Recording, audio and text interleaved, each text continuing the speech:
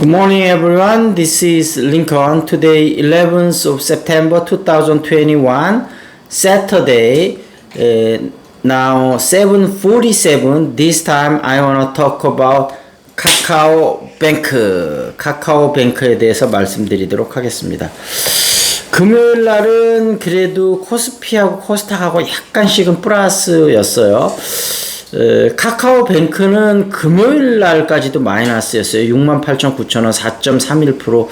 카카오 게임즈는 좀 돌아섰고, 카카오도 슬슬 이제 조금 반등의 움직임을 보이는데, 카카오뱅크는 아무래도 그동안 이제 많이 올랐었던 것도 있고, 그 다음에, 아무래도 금융 쪽으로, 좀, 이렇게 견제한다는 목소리가 많이 나왔기 때문에, 지금 카카오 쪽에서도 가장 좀, 받는 게 카카오, 아니 뭐 아직 상장은 안 했지만 카카오 페이하고 그다음 카카오 모빌리티, 그다음 카카오 뱅크죠. 그래서 카카오 뱅크가 사실은 이제 좀 시선이 많이 엇갈리잖아요. 카카오 뱅크에 대해서 상장하고 이제 많이 올랐는데 이걸 이제 플랫폼 기업으로 보냐, 은행으로 보느냐, 플랫폼과 은행의 중간으로 보느냐. 물론 이제 플랫폼의 속성과 은행의 속성을 같이 갖고 있죠. 근데 이제 저는 개인적으로 플랫폼 기업의 특성을 좀 더 많이 갖고 있다고 보는데, 이제 문제는 카카오뱅크가 사실 금융계의 게임 체인저로 등장을 했죠. 왜냐하면 지금 시중 4개 은행, 물론 요즘 많이 떨어져서 어떤지 모르겠지만 시중 4개 은행 시총 합친 거하고 거의 이제 비슷하니까요. 그래서 4개 은행 합친 거하고 비슷한가? 그렇게까지는 안 되나요? 하여튼, 지금 1, 2위 은행 합친 것만큼은 된다고 제가 그때 기억이 그렇게 됐었던 것 같아요. 근데 이제 카카오뱅크가, 물론 이제 지금, 다음 주면 추세는 바닥을 확인하면서 이제 슬슬 반등하기 시작할 것 같은데, 이제 무슨 요일 날 본격적으로 이제 반등하기 시작할지 모르겠어요. 저는 개인적으로 월화 정도에 반등하지 않을까 싶은 생각도 드는데, 물론 좀 늦어져서 뭐 수목금이 될 수도 있고. 근데 어찌됐든, 제 개인적인 느낌으로는 뭐 아직은 바닥은 아니라 하더라도 바닥 근처까지는 왔다. 지금서부터 이제 다음 주에는 뭐 시점의 차이는 있겠지만 슬슬 분할 매수로 들어가도 되지 않을까. 그래서 뭐 우리가 격언에 떨어지는 칼날은 손으로 잡을 필요가 없는데, 이제 다 떨어진 칼날은 이제 집어 들어도 되잖아요. 그래서 이제 거의 이제 다, 물론 아직 조금은 남아 있지만 거의 다 이제 떨어졌다, 바닥 근처에 떨어졌다, 이렇게 생각하면 될 것 같아요. 그래서 카카오 삼형제가 이번에 많이 떨어졌는데, 사실은 카카오 삼형제가 좀 시세보다 비싸다고 생각해서 못 잡으셨던 분이 많이 있잖아요. 그래서 사실은 저번 주 수요일 목요일만 해도 이 카카오 삼형제를 잡는 게 상당히 부담스러웠는데, 요즘 예상보다 모든 게 좀 빠르게 움직이고 있잖아요. 금요일 날 벌써 카카오 게임즈하고 카카오가 슬슬 돌아서는 모습의 징후가 보이면서, 다음 주부터는 카카오 삼형제를, 뭐 비중이 크신 분들은 뭐 유지하시거나 아니면 조금 축소하셔도 되겠지만, 비중이 아주 약하신 분들은 오히려 지금 이 기회에 조금씩 늘려가도 될 타이밍이다. 그렇게 생각이 되고, 이번 주에는 사실 전문가들도 이 카카오 삼형제를 매수하는 게, 저도 목요일 입장까지는 조금 더 지켜보자, 조금 더 하락세가 이어질 수 있다 이랬는데, 금요일 날을 보면서 슬슬 이제 비중이 약하신 분은 분할 매수 포지션으로 가져가도 되겠다, 이런 생각이 들었습니다. 그리고 카카오뱅크 소식은 연말에 20%까지 중저 신용자를 대출을 한다고 하는데, 이게 이제 더불어민주당 이재명 지사도 그 얘기를 하더라고요. 이제 지금 소득이 많고 돈이 많은 사람들은 은행에서 또 싸게까지 빌려서 뭐 부동산 투자도 할 수 있고 막 그런데, 신용이 좀 낮거나 니스난 잡을 못 가지신 분은 결국은 더욱더 비싼 이자를 물어야 되는 그런 상황이잖아요. 그래서 이제 시중 은행들하고 이제 협의를 한번 해봤다 그래요. 지금 이제 1인 한도 한 1,000만 원 정도까지, 1,000만 원만 있으면 당장 대부분이 아주 급한 불은 끌 수 있는 경우가 많거든요. 그래서 이제 1,000만 원씩 대출을 해주려고 했더니 생각보다 방글라데시에서도 그런 실험을 한번 해봤었잖아요. 노벨 평화상 산 사람들이 일반 그 저신용자들한테 대출을 해줬는데 의외로 연체율이 그렇게 높지 않다고 합니다. 악착같이 해서 갚는 거죠. 왜냐하면 지금 대부 업체들 같은 경우도 2.5% 이 정도 된다고 하니까 사실 2% 정도면 맥스 5%고, 그러니까 예를 들면 그 우리나라 모든 성인들한테 1,000만 원 이상씩 대출을 해준다고 봤을 때 한 200억 정도만 있으면 그게 가능하다고 해요. 왜냐하면 2% 정도밖에 안 되니까 레버리지가 50배인 거죠. 그러니까 200억에 50배의 돈을 굴릴 수 있는 거죠. 200억 정도만 일단 담보로 잡고 있으면. 그래서 예상 외로 중저 신용자들한테 좀 그들이 필요한 긴급 자금들을 쓸 수 있게 해주는 것들이 어떻게 보면 우리나라 사회에 맨날 공정가치 이런 거 얘기하는데 당장 진짜 먹고 살기가 힘든 분들한테는 먹고 사는 문제를 해결해줘야 되는 거거든요. 그래서 어찌됐든 카카오뱅크가 또 이런 일들에 일조를 하면 어떨까 그런 생각이 좀 들었고요.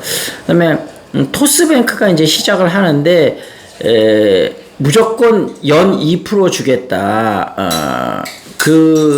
그다음에 캐시백으로 월 최대 45,000원 정도 캐시백.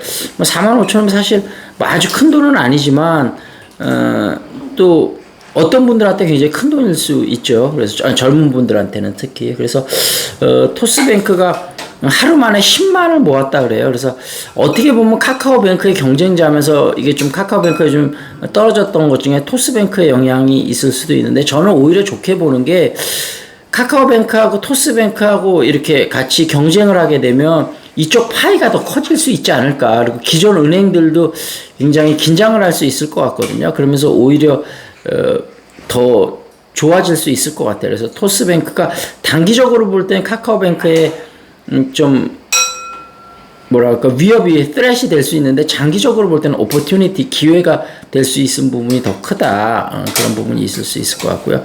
마이너스 통장 카카오뱅크가 3천만 원으로 축소를 했다 그래요. 요즘 시중은행들이 계속 이제 대출 관련 때문에 축소를 하니까 카카오뱅크도 정부에 좀 눈치를 안 볼 수가 없는 것 같아요. 그래서 마이너스 통장을 3천만 원으로 했다 그런 거고, 지금 토스뱅크가 나오면서 그랬는지 예금 금리를 좀 인상을 했다 그래요. 카카오뱅크도. 그래서 1.2%에서 1.5%, 그다음에 이제 정기 적금이에요. 그냥 예금은 1.3에서 1.6. 근데 정기 예금이 오히려 더 낮았더라고요. 그리고 그다음에 이제 자동 이체를 하면 또 여기서 0.2%. 그러니까 1.5에 연상했다가 2%까지 하면 1.7%니까 물론 토스뱅크 2%보단 낮지만 거의 큰 차이가 없는 정도로 맞추는 것 같아요. 카카오뱅크도 이런 게 바로 경쟁하면서 서로 더 서비스가 좋아지는 거라고 봐야 되겠죠. 그리고 카카오뱅크가 지금 이제 공매도 타겟이 됐는데 아마 금융권에서 좀 앞장서서 공격하는 부분도 있을 것 같아요. 카카오뱅크가 이렇게 좀 시총이 높은 게 은행 입장에선 편하지만은 않겠죠. 근데 이렇게 조금 불편할 수 있는 게 아까도 말씀드렸다시피 오히려 우리나라 금융업이 글로벌 스탠다드에 많이 뒤처져 있잖아요. 물론 정부 규제 때문에 그런 것도 있지만 자체적으로 혁신을 하려는 노력이 없었던 것도 맞거든요. 그래서 그런 부분을 좀 생각을 한다면 카카오뱅크가 이 금융은행 업계의 게임 체인저가 되면서 앞으로 좀 중장기적으로 놓고 보면 꾸준히 성장할 거는 거의 우리가 의심할 여지는 없을 것 같아요. 그래서 중장기적으로 꾸준히 좀 모아가기 전략이 좀 유효하다 이런 말씀을 드리겠고요. 단기적으로도 다음 주 단기적으로 노리시는 분들은 카카오뱅크가 조금 추세가 다시 플러스로 돌아서는 걸 확인한 다음에 매수를 하셔도 될 것 같고요. 중장기 보시는 분들은 지금서부터 모아나가기 전략이 괜찮다 이렇게 말씀드리도록 하겠습니다. 또 중앙일보 목요일 이슈를 조금 더 한번 보도록 하겠습니다. 인텔 110조 쏟아붓는다. 파운드리 쩐의 전쟁인데 어떻게 보면 인텔이 이렇게 쏟아붓는 게 삼성전자 입장에서 SK 하이닉스도 그렇고요. 좀 안 좋을 수도 있지만 오히려 이 파운드리 업판이 확 넓어지면서 결국은 인텔, TSMC, 그다음에 삼성전자 세 개가 경쟁을 할 거고 그다음에 이제 SK 하이닉스까지 많이 끼어든다면 4개 업체가 될 건데 4, 5년 동안 초호황이 예상이 되기 때문에 삼성도 171조 미국 새 공장도 곧 확정한다고 하니까 앞으로 좀 이런 부분을 재미있게 바라봐도 되지 않을까 그런 생각이 됐습니다. 애플카 프로젝트 총책임자 포드로 되돌아갔다 그런 거고요. 대출 조이기 효과, 가계 대출 증가세 꺾였다. 드디어 좀 꺾였네요. 현대중공업 청약 뜨거운 흥행을 했다. 그런 얘기가 나왔고요. 아마존 효과 11번가 일주 만에 해외 직구 3.5배 급증했다. 인기가 있고요. 과천서 30년 청약 통작도 탈락했다. 로또 공공분야 경쟁률 718대 1이다. 이제 엄마 슬슬 나갈 거니까요. 자, 링컨 화이팅 한번 해주세요. 링컨 화이팅! 어우, 좋습니다. 자, 오늘 토요일이고 아침부터 좀 찌네요. 더운데 여러분 건강 조심하시고요.